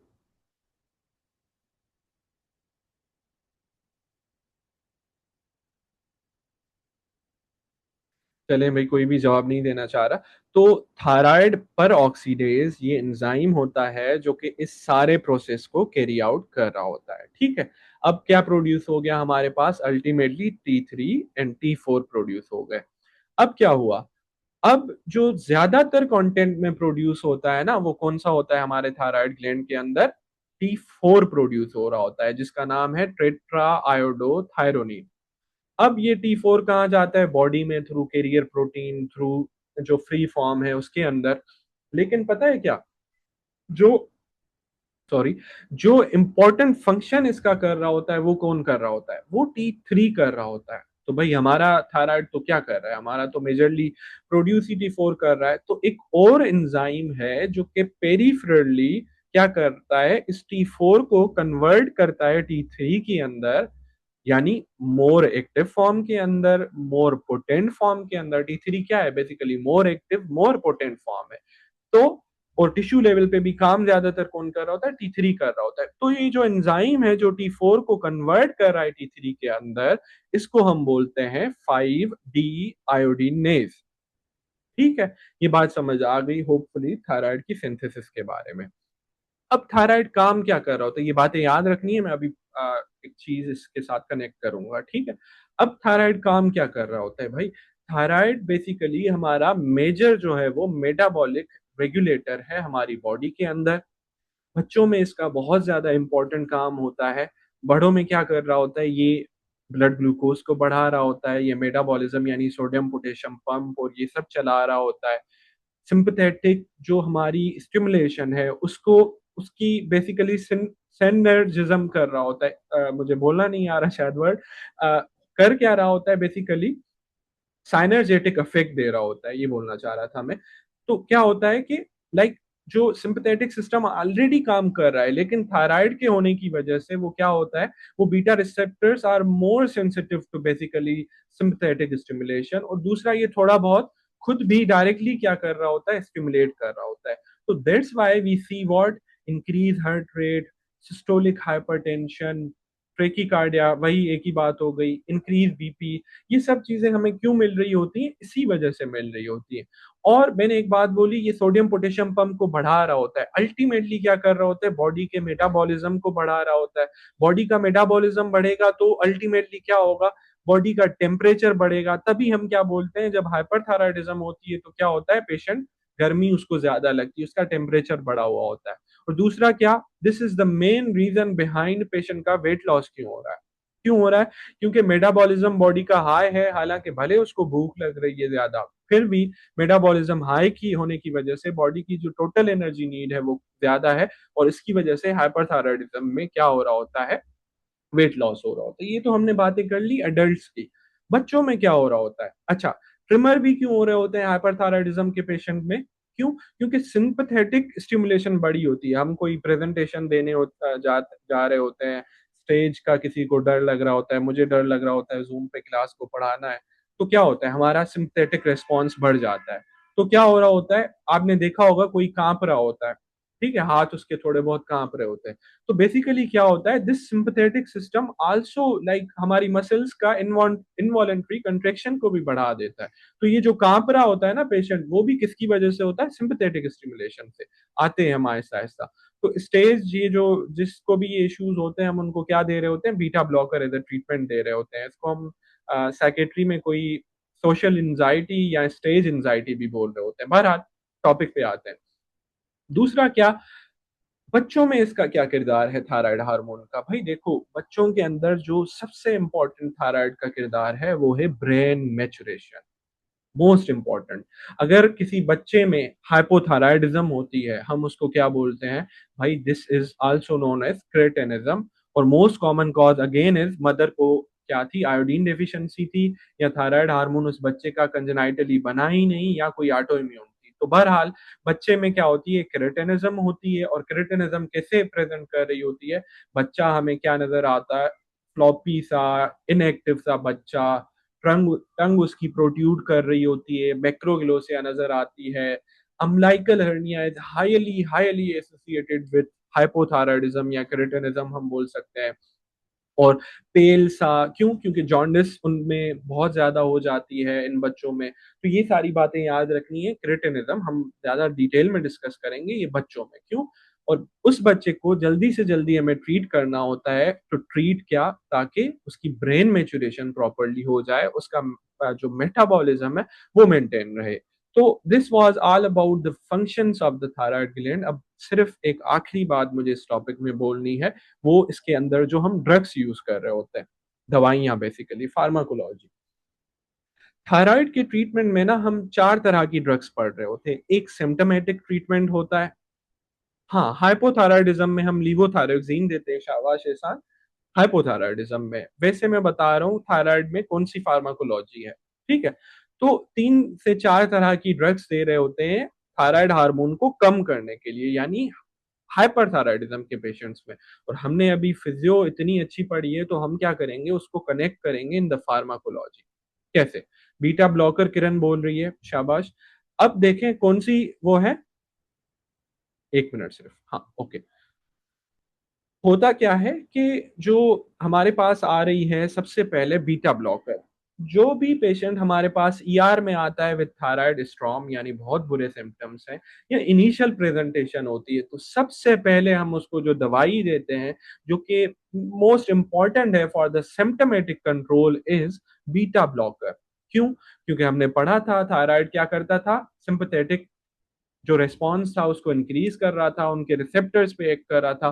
तो बेसिकली बीटा ब्लॉकर क्या करते हैं, जब तक हमारी दूसरी दवाइयां असर करें, बीटा ब्लॉकर हार्ट रेट को, ब्लड प्रेशर को, मेटाबॉलिज्म को, या इवन जो सिम्टम्स आ रहे होते हैं ना पेशेंट को, वो heart rate increase, sweating, tremors, and जो है वो ट्रेकिकार्डिया और बीपी हाई होना, ये ज्यादा तंग कर रहा होता है, उसकी वजह से हेड एक, बॉडी पेन।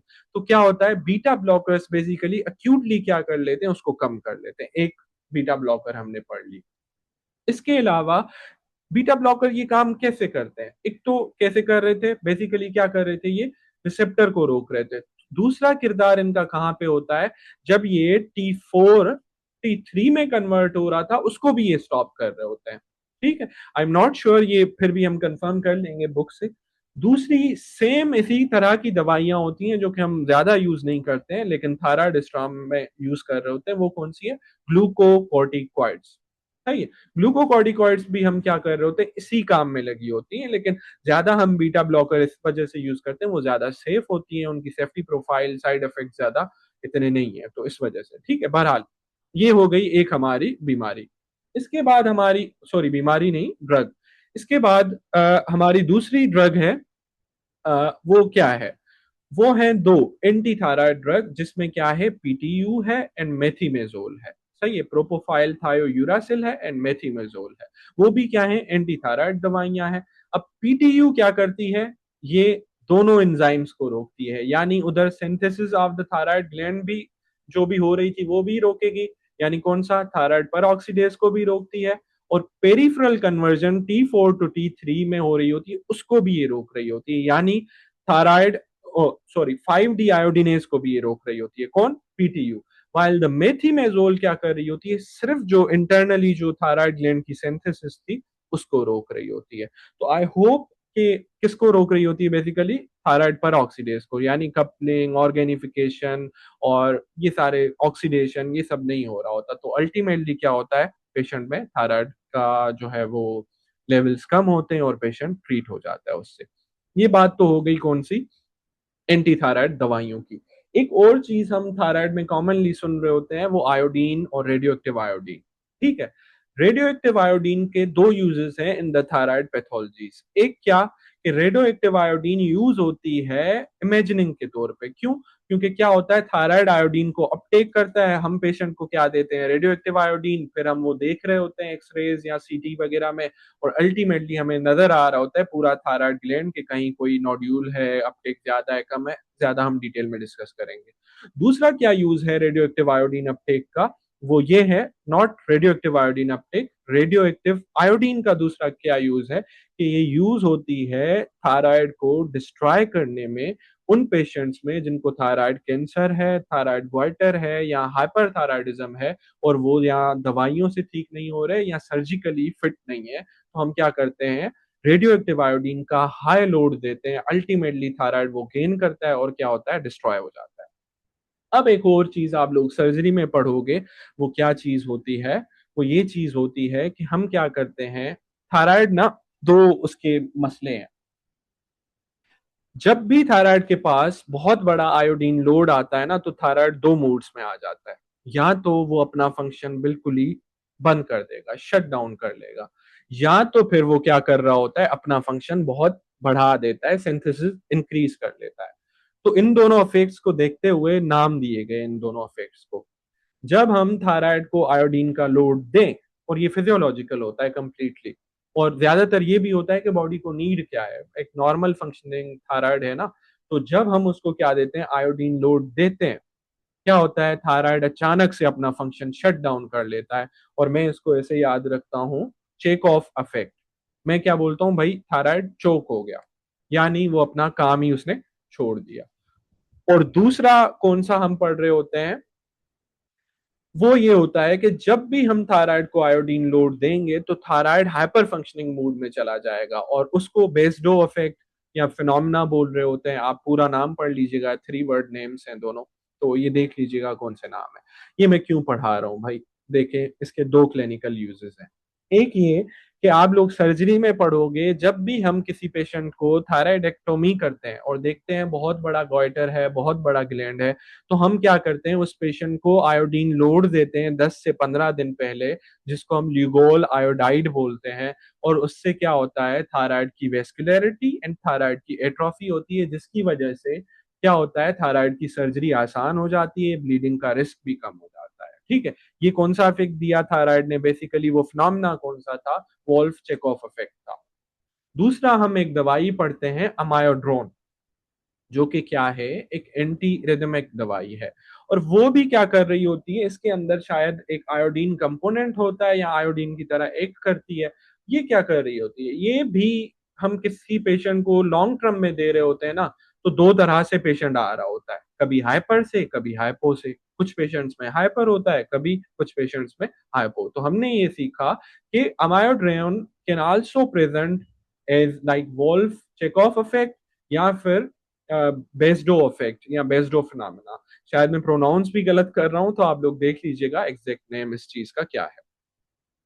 आखिरी बात इस टॉपिक के अंदर वो ये है कि भाई थायराइड को कौन उठा के, मतलब ग्लैंड से ब्लड के अंदर कौन माइग्रेट कर रहा होता है, उसके खुद के कैरियर प्रोटीन। तो हमें पता है, जब भी प्रेगनेंसी होती है, जब भी ग्रोथ होती है, तो carrier proteins, body overall protein की प्रोडक्शन ज्यादा कर लेती है। जब ज्यादा करेगी, फ्री हार्मोन कम होगा, तो क्या होगा, थायराइड परसीव करेगा कि थायराइड कम है, तो कैरियर प्रोटीन्स और सपोज ज्यादा है, वो फ्री है, तो थायराइड क्या परसीव करेगा कि भाई प्रोटीन कम है, तो वो ज्यादा बनाएगा। तो ये बस एक पॉइंट है कि भाई प्रेगनेंसी में क्या होता है, थोड़ा सा इंक्रीज थायराइड होता है, और इसका रीजन यही है कि कैरियर प्रोटीन्स बहुत ज्यादा है। और दूसरा, ओवरऑल T4 T3 की कंसंट्रेशन कम होती है इन लिवर फेलियर पेशेंट्स या सीरोसिस पेशेंट, सीरोटिक पेशेंट्स, या फिर नेफ्रोटिक डिजीज वाले पेशेंट्स में। क्यों? क्योंकि उनमें ओवरऑल प्रोटीन कम है, तो भाई ओवरऑल कैरियर कम है, तो ओवरऑल थायराइड ग्लैंड भी कम होता है। थोड़ा सा होता है ये, खैर आप लोगों को वैसे ही एक क्लिनिकल पॉइंट पता हो। अब दैट्स ऑल अबाउट कि हमें जो भी थायराइड में से पढ़ना था। अगर कुछ भी मैंने मिस किया हो, एक चीज नजर भी आ गई, उस दिन हमने डिस्कस किया था कि थायराइड की क्या होती है, फैसिलिटेड डिफ्यूजन होती है सेल मेम्ब्रेन के अंदर से। वो कैसे होती है, वो थ्रू कैरियर प्रोटीन के। क्यों? क्योंकि ये क्या होता है, लाइपोफिलिक तो होता है, लेकिन इसको क्या मसला होता है, इसके साथ अटैच टायरोसिन होती है, जो कि एक अमाइनो एसिड है। तो इसकी वजह से लाइपोफिलिक होने के बावजूद जो थायराइड ग्लैंड है, सेल मेम्ब्रेन से थ्रू किसके आता है, नॉर्मली लाइपोफिलिक क्या होते हैं, आराम से पास हो जाते हैं। लेकिन क्योंकि इसके पास क्या है, एक अमाइनो एसिड अटैच है, तो उसकी वजह से क्या होता है, थायराइड ग्लैंड थ्रू किसके, कैरियर प्रोटीन या फैसिलिटेड डिफिजन के थ्रू अंदर जा रहा होता है। ठीक है? तो बस दैट्स ऑल अबाउट जो भी हमें आज डिस्कस करना था, दैट्स ऑल अबाउट थायराइड।